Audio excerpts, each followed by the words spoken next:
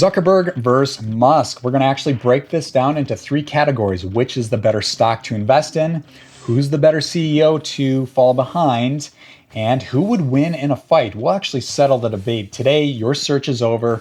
We'll find out who would actually win in a fight. All right, let's dive in.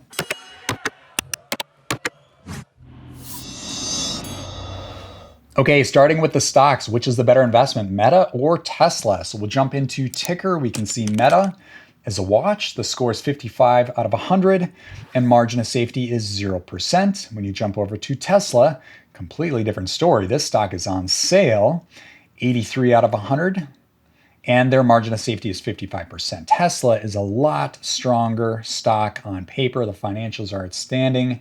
Meta, it's decent, but we do want to see that margin of safety a little higher. But let's not stop there. Let's jump to that earnings calendar.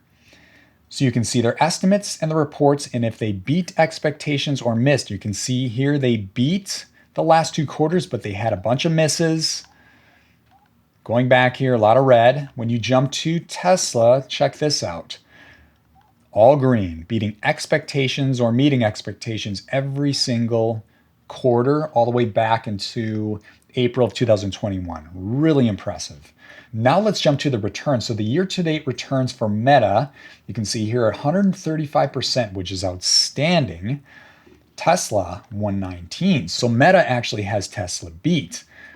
Now jumping back here, look at this. Over the 5-year returns, Meta is only 70%. Over 5 years, that's not very good. You jump to Tesla, going to 5-year, you can see that's over 1,000%. That's incredible. Now let's talk about the business model. So Meta is a highly scalable business. You have advertising. I've talked about top of the food chain, SaaS, reoccurring revenue model, but there are two business models that I would consider superior. One would be payment tech. The next would be ad tech, advertising. So with payment tech, you have no limitations for how much a customer can spend every month, whereas SaaS, it's reoccurring. It's usually a set fee per month, but that payment tech is incredibly scalable. Same thing with advertising. These small business owners, especially, they'll go into, and not just small business owners, we're talking mid-size and large as well, they'll go into Facebook ads, add the credit card or credit cards, and they can just keep running up the tab with no limitations. It's highly scalable. So that's a great place to be for Meta.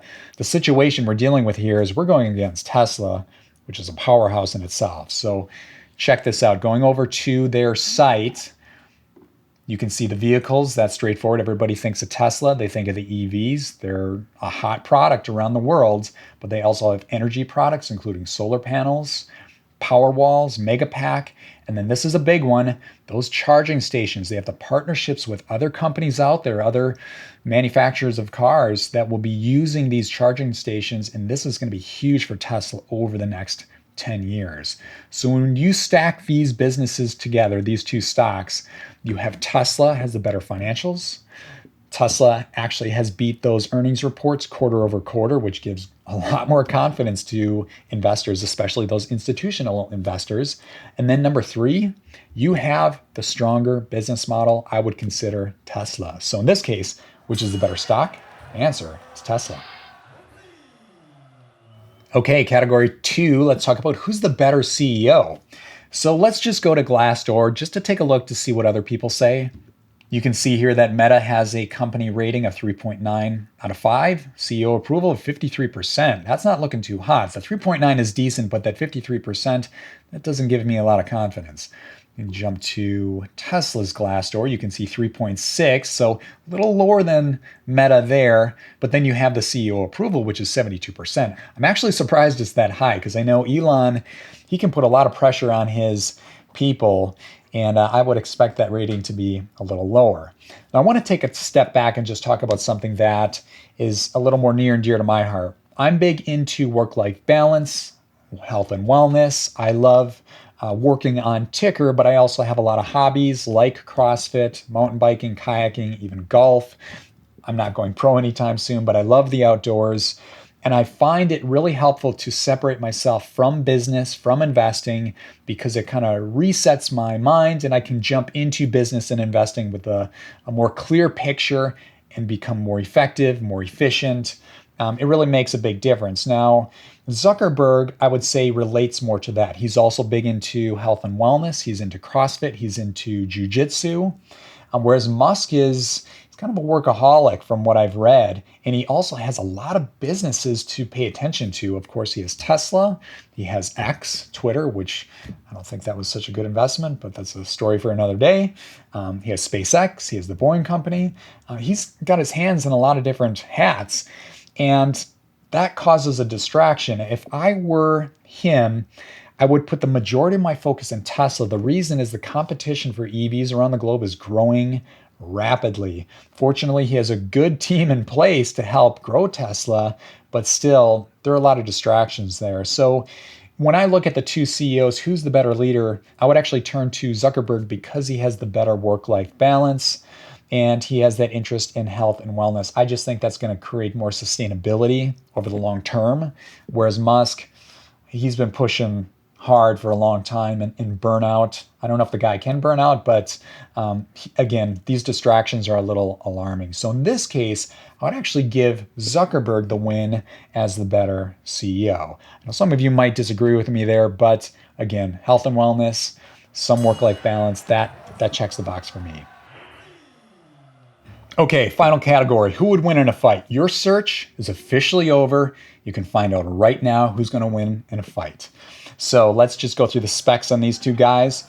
You have Musk, who stands in at 6'1", and he weighs about 187 pounds. Then you have Zuckerberg, who stands at about 5'7" and weighs about 154 pounds. So Musk outweighs Zuckerberg by 30 pounds.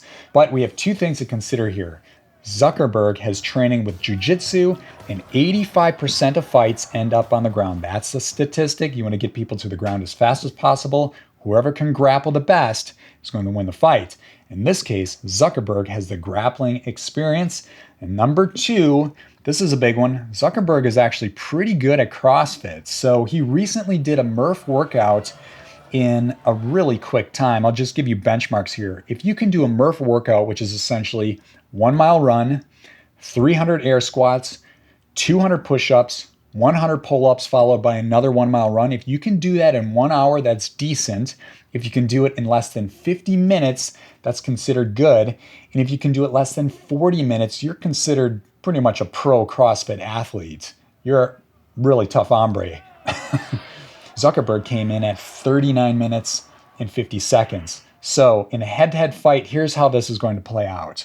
And I know his coaches, Zuckerberg's coaches, are going through this. You want to get Musk to the ground as fast as possible, out-grapple him. One little twist of the elbow, the shoulder, or the knee, Musk is tapping out. So that's the advantage Zuckerberg has there. Again, grappling is usually where this game goes. 85% of fights end up on the ground. And the endurance play here, Musk doesn't stand a chance.